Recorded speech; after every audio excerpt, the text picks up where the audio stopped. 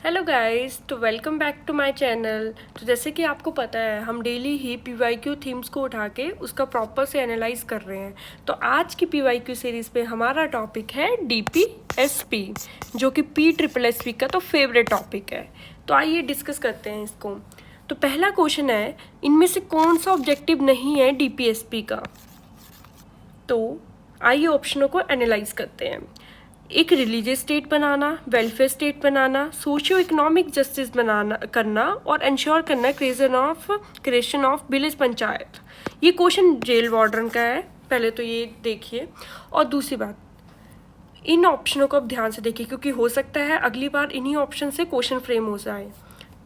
तो जैसे कि हम पहले देख पा रहे हैं, रिलीजियस स्टेट बनाना, और हमेशा ना क्वेश्चन की स्टेटमेंट को एलिमिनेट करना सीखिए। अब आप तो इंडिया में रहते हो, डीपीएसपी आप देखो, इंडिया में तो डीपीएसपी को स्टेट फॉलो करती है।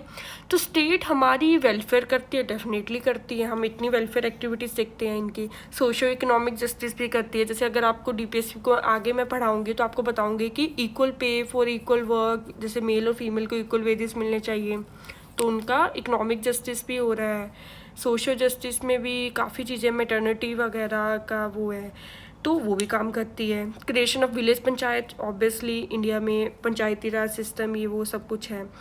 तो कहीं ना कहीं रिलीजियस स्टेट वाला जो है वो इंडिया में नहीं है। हम लोग सेकुलर है, सेकुलरिज्म को फॉलो करते हैं। तो आप इसको मार्क कर सकते हैं कि यही अपना नोट है। और हमेशा क्वेश्चन पेपर में नोट को ऐसे गोला मारिए, क्योंकि अक्सर बच्चों को आंसर आता है पर वो यहाँ पर गलती कर देते हैं पढ़ने में।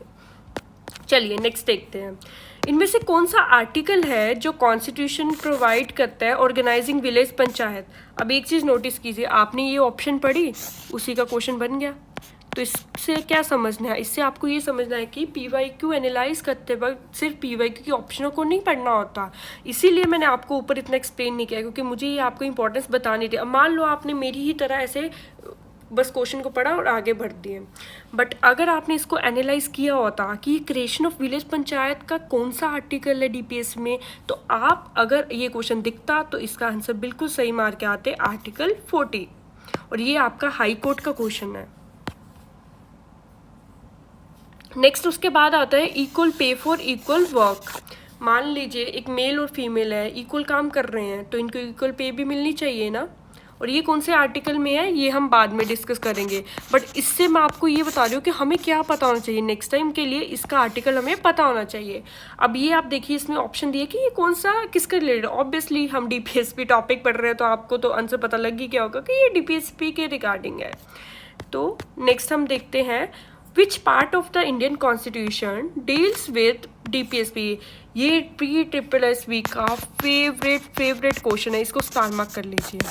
हमेशा वो पार्ट्स के ऊपर बहुत खेलता है कि ये कौन सा पार्ट में है, fundamental rights, fundamental duties, DPSP. तो ये तो आप लोग ही मुझे कमेंट में बताना कि ये कौन सा पार्ट है, ताकि आपको ये याद रहे। बहुत इंपॉर्टेंट क्वेश्चन है।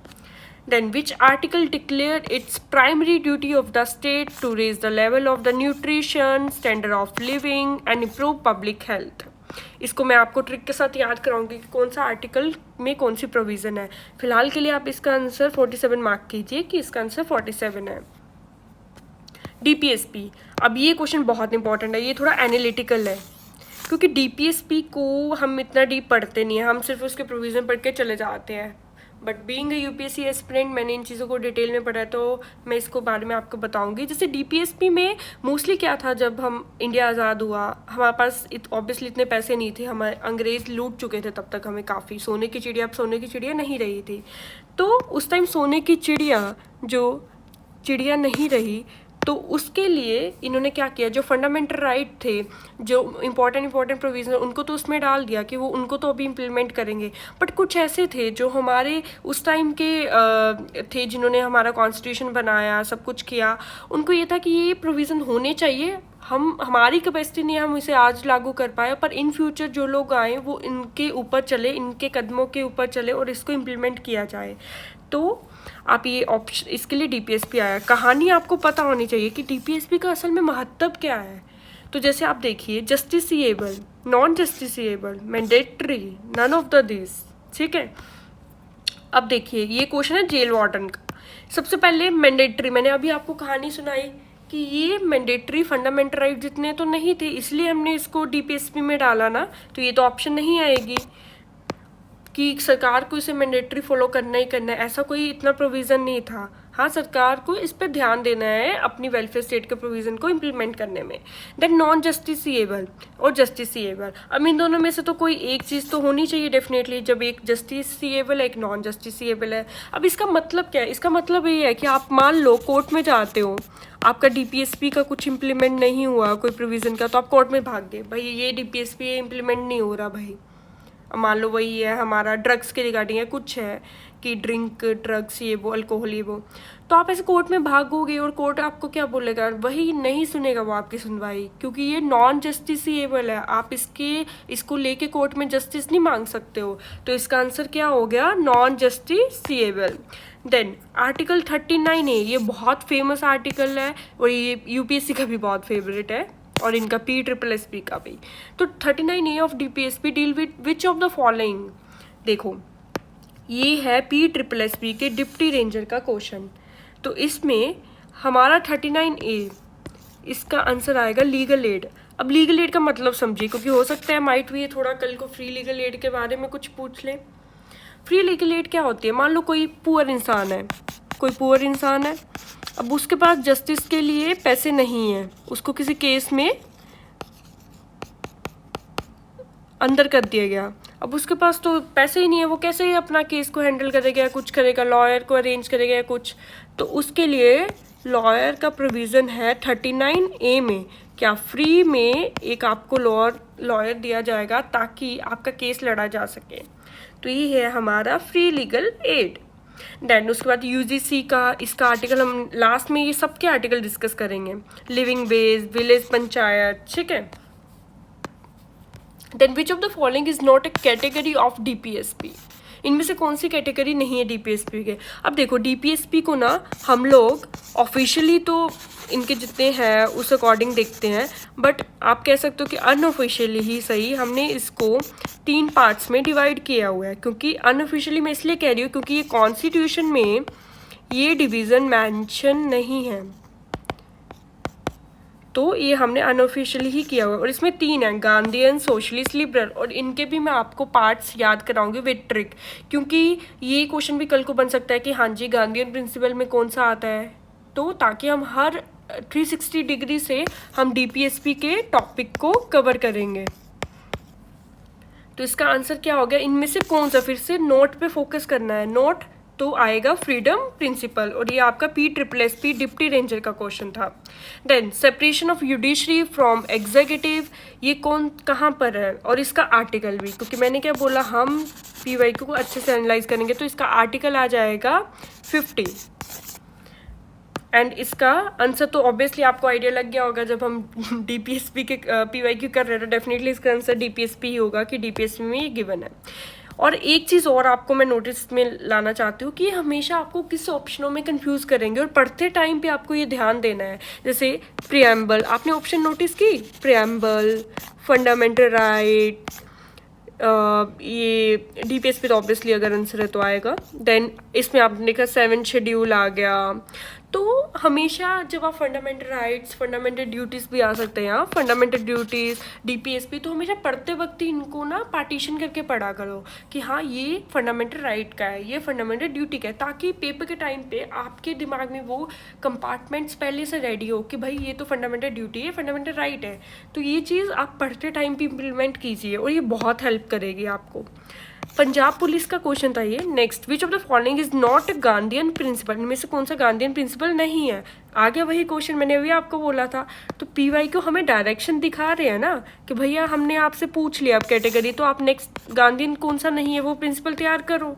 अब देखो इनमें से हमारा कौन कौन सा है वो देखो, cottage industries, rural area, drinks, drug harmful to health, breeds of cattle, disorganise, village panchayat. तो इन सब में से अब इसका आंसर आप दीजिए, ताकि ये सेशन थोड़ा सा इंटरेक्टिव भी रहे और आप भी खुद से हल्का बहुत रिसर्च करें ताकि आपका दिमाग और तेज़ी से चले। Then promotion of international peace and security is included in, obviously ये भी डीपीएसपी में, हम डीपीएसपी का अब देखिए, हाँ अब इसमें एक और प्रोविजन ने 9 शेड्यूल का ऐड कर दिया, तो मतलब कि आपको कंफ्यूज करने के लिए देखिए प्रेम्बल डालेंगे, फंडामेंटल ड्यूटीज डालेंगे, 9 शेड्यूल डाल दिया, लास्ट वाले में इन्होंने 7 शेड्यूल भी डाल रखा था। तो मेन दिमाग में फ्रेमवर्क लेकर चलोगे ना तो कभी क्वेश्चन आपका आंसर गलत नहीं होगा क्वेश्चन का। तो इसका आंसर ऑब्वियसली डीपीएसपी आएगा। और ये कौन से आर्टिकल में है, ये आर्टिकल 51 में है। देन उसके बाद ये आपका क्वेश्चन था डिस्ट्रिक्ट एंड सेशन जज पंजाब, डायरेक्टिव प्रिंसिपल स्टेट, ये सेम। हाँ, पीवाईक्यू का वन मोर बेनिफिट रेपिटेशन, अगर आपने वो पहला क्वेश्चन अच्छे से पढ़ा है तो डेफिनेटली आप अगली बार इस क्वेश्चन को गलत मार के नहीं आएंगे। अगर मैं अब आपसे एक आंसर पूछूँ, आपने मेरे से पहले मार्क कर दिया होगा कि इसका आंसर तो नॉन जस्टिसेबल आएगा। देन उसके बाद DPSP provide compulsory education to children having age up to, हाँ अब ये बहुत इंपॉर्टेंट, और इसमें से तो 2-3 क्वेश्चन निकल के आते हैं, तो चलिए इसको अच्छे से डील करते हैं। और ये आपका हाई कोर्ट का क्वेश्चन है। अब डीपीएसपी में हमें ये पता है 0 से 6 ईयर्स का है, ठीक है, राइट नाउ अगर अभी की मैं बात करूं, और जो हमारी फंडामेंटल राइट है और जो फंडामेंटल ड्यूटी है इसमें भी 0 से, इसमें है 6 से 14 और इसमें भी 6 से 14। अब क्या लिंकेज है इनका, क्या सिनेरियो है, चलिए देखते हैं। इसमें एक अमेंडमेंट भी आती है तो वो भी हम नोट डाउन करेंगे अभी। देखो, आपकी फंडामेंटल राइट है कि जो चाइल्ड है उसको 6 से 14 ईयर के अंदर अंदर जब वो होता है तो उसको फ्री एजुकेशन दी जाए, फ्री एजुकेशन। बट अगर मान लो आपका ये हक है कि आपको 6 से 14 में ये मिलनी चाहिए, पर आपके माँ बाप नहीं भेज रहे हैं, कैसे जाओगे भाई, है ना। तो माँ बाप की भी कुछ ड्यूटी बनती है, कर्तव्य बनता है भाई कि अपने बच्चे को भेजा जाए स्कूल, और बच्चा तो जाएगा ही जब उसको फ्री एजुकेशन है ना मिल रही है। तो इसलिए इन दोनों में ये प्रोविज़न ऐड किया गया था कि 6 to 14 year of fundamental rights and 6 to 14 of fundamental duty. And पहले फंडामेंटल ड्यूटी में ये था 6 to 14 वाला प्रोविज़न, बट इसको रिमूव करके 0 to 6 कर दिया।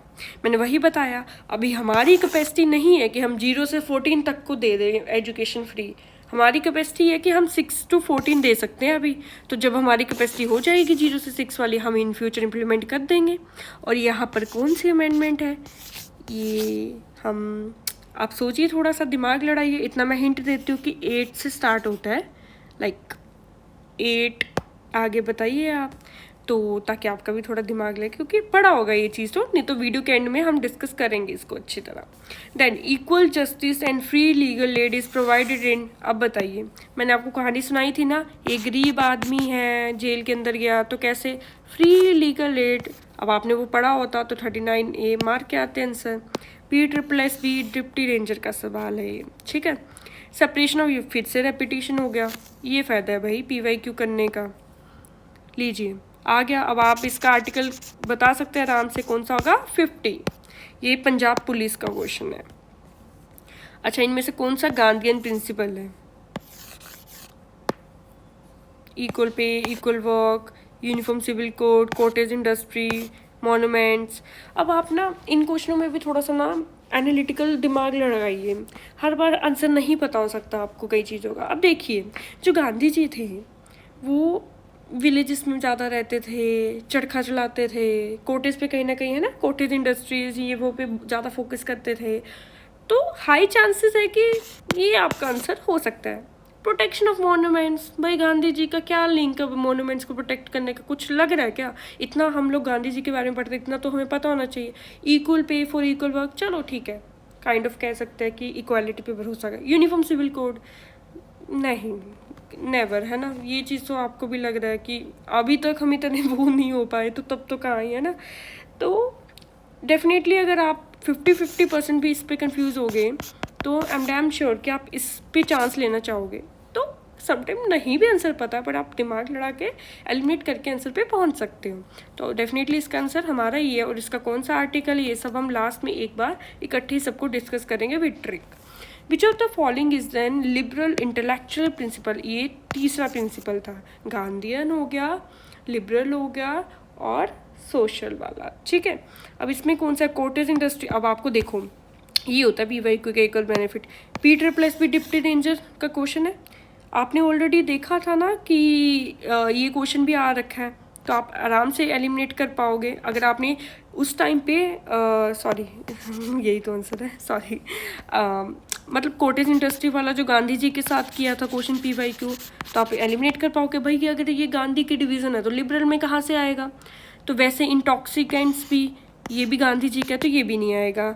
एनिमल हस्बेंड्री भी नहीं आएगा, तो बचा क्या ये। और वैसे भी अगर आपने इसको एनालाइज किया होता PYQ को, तो आपको डेफिनेटली आंसर पता होता कि लिबरल का तो भाई ये है, तो सीधा आंसर मारो, आगे बढ़ो। Which constitutional provision aims at establishing a welfare state, अभी मैंने स्टार्टिंग में क्या पढ़ाया था आपको, ये भी आप PYQ से ही निकालोगे। कैसे, आइए दिखाती हूँ आपको एक बार। हमारा जो क्वेश्चन था जहाँ पर हमने इसको पढ़ा था वेलफेयर स्टेट वालों को, ये वाला पहला ही क्वेश्चन था। देखिए हमने इसमें किसको ऑब्जेक्टिव नहीं माना DPSP को, कि रिलीजियस स्टेट नहीं ऑब्जेक्टिव है भाई, पर बाकी तो माने थे ना, welfare state, socio economic, creation of village panchayat, तो ये सब तो लास्ट में, मतलब अगर आपको ये क्वेश्चन आएगा तो आप डेफिनेटली मारोगे ना फिर भाई कि वेलफेयर स्टेट किसका है, ऑब्वियसली DPSP का है। जेल वार्डन का क्वेश्चन है भाई ये। उसके बाद DPSP कौन से पार्ट में, ये आपका तो होमवर्क है, आप नीचे बताओगे मुझे, और ये असिस्टेंट केमिस्ट का पेपर है, ठीक है। Which article direct the state to promote international peace, repetition, district session and जज, पंजाब। इसका आंसर तो आपको याद हो गया होगा कि इसका आंसर 51 है। तो ये सब इनके आंसर है, आप देख सकते हैं। तो DPSP के प्रोविजंस हम नेक्स्ट वीडियो में डिस्कस करेंगे। Bye bye.